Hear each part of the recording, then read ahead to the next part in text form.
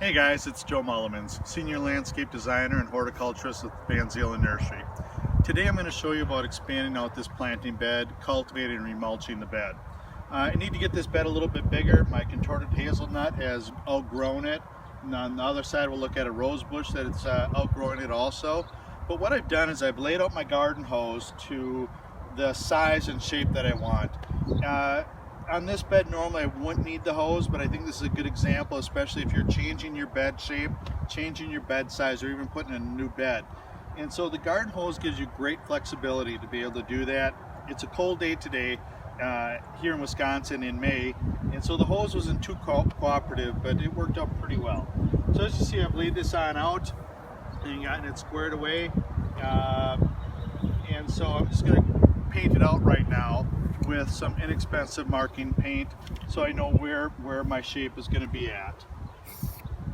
And so I'm just going to dot it in a few spots along here, depending upon your circumstances. If it's easier, just mark out the whole bed. Once I'm done with this, then I'll move the hose out of the way.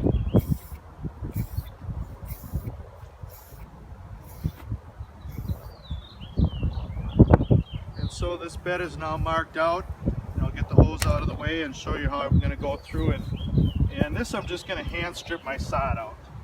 It doesn't require to have a sod cutter for the small amount at all.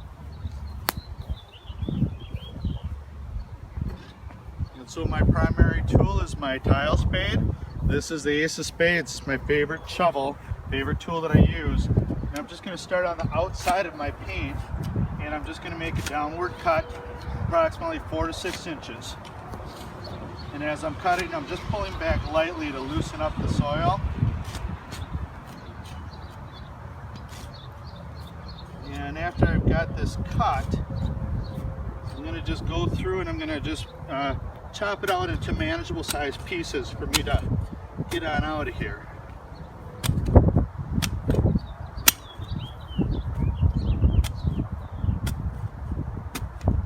So now I'm just going to get underneath this with my spade and slice it off and lift it out.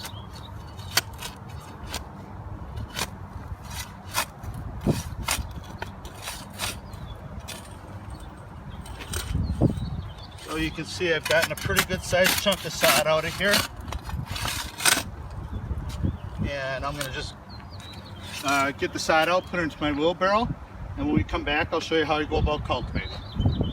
So I've gotten this bed edge ready now. I've expanded out the bed where I need to.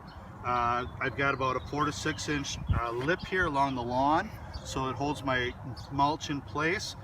This is a rose bush that if you saw any of my other videos, I went through about 2 to 3 weeks ago, and I cut back and cleaned out this rose bush, and it has grown probably a foot to 15 inches already.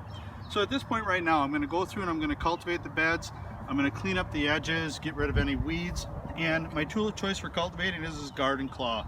I think I've had this garden claw for about 30 years, and it just is terrific. It just digs in and breaks up the bark mulch. It integrates it into the topsoil. This bed was probably mulched 3 to 4 years ago, so the mulch is pretty well decomposed. But what has happened is the mulch has really turned into this really beautiful compost. And as I say, it's integrated now into the topsoil, and the plants love it. They just thrive. So I'll get this bed finished up, and then I will start mulching it. So I've gotten my bed edges ready now. What I mean by that is, we saw how I had cut out the expanded area, and I dropped that down to have a lip against the lawn. And as I say, that's going to keep my mulch in, and it's going to keep the lawn out. But also what I've done is I've gone along my driveway and also along my curb, and I've dropped that height down too, so that the bark will rest against the pavement and not be spilling out onto the curb, the street, or the driveway. So I'm going to start mulching now. I've gotten a couple barrels down, and this bed is going to take about 1.5 yards of mulch. And so I'm just going to get on in here and dump that on out. So in my open areas, I want to have a combination between my old mulch and my new mulch of 3 to 4 inches. And as I get up to my plants, I don't want any mulch up around the stems or the trunks of any of my plants. And so I'm just using my spreading fork right now and just getting it moved around a bit. Once I'm done with the fork, I'll go through and I'll rake it smooth. But here again, on this contorted hazelnut, I'm putting mulch 3 to 4 inches thick away from the trunk. But as I get to the trunk of the plant, I'm adding no new mulch whatsoever. There's a little bit of old mulch, and that is sufficient, because I do not want to cause a rot situation on that trunk. So now that I've gotten the mulch down, I'm going to just go through and I'm going to walk in my edge so that that firms it up, that I don't have any settling going on through here. And then we'll take my soft rake and with my soft rake I'm just going to go through and smooth it. And so initially I'll just go through and with the tines and just rake it out and get it smoothed down, move it around a little bit more, and start filling in these open areas.